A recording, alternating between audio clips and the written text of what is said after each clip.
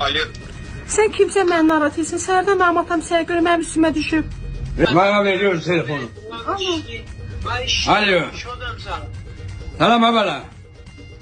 Salam Melike. Aa öyle sen kimsen bu kızı narahat edipsen sabah tezenden bana kalk edin. Ay sana başıma dönerəm bu tür. Ha ne başını?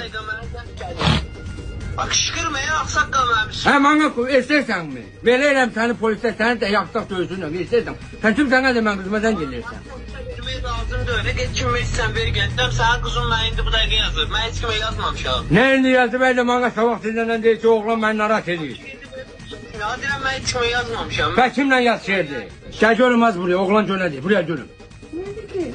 Buraya gel. Alo. Alo. Alo. Xalım siz sen gələmsiniz, mən heç kimə zəng eləməmişəm. Siz səhv düşərsiniz, mən heç kimə yazmamışam. Ay qaqaş, bax bayaqlar mən atam gördü, indi əlinə telefon alıb da deyir ki, o kimdir? Deyirəm ki, bilmirəm, bu məni narahat edib. Sən məni yazarsan ki. Mən heç kimə yazmamışam axı. Yalandan danışma, sən məni yazın, narahat elədin. Mən heç kimə yazmamışam, sizin başınıza dönərəm. Mən işləyirəm, fərli adamım, başınıza dönərəm. Yaxşı, ay Nadir, gör nə deyir oğlan, qaqaş deyir ki, mən bilmirəm, təsadüf deyir, ola bilər bəlkə də. Alo, salam aleyküm kardeş.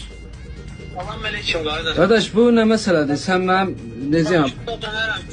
Allah'a and olsun, mən fərli adamım, mənə də bu dəqiqə indizət gəlib bu nömrədən. Mən bilmirəm nə olur, nə baş verir. Siz də deyirsiniz ki, mənə yazma, mənə narahat eləmə. Vallahi mən heç kimə yazmamışam. Səhv düşərsiniz, başqa adam yazarsınız, siz mənə yazarsınız. Ay necəyəm? Sen mənə balzama televizyon edirsən, hə?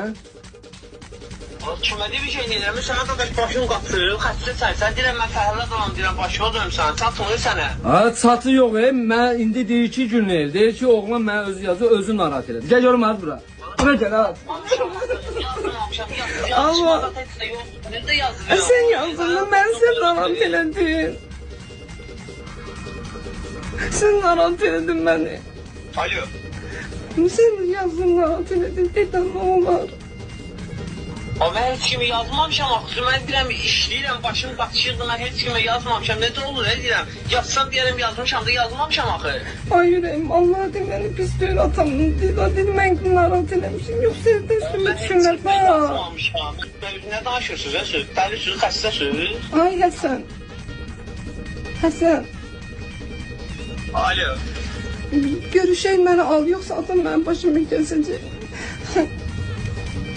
Bağlısın başınız xarabdır, sizə danışırsınız. Kaka gözledim. Ay kaka. Salam aleyküm, hem güzel.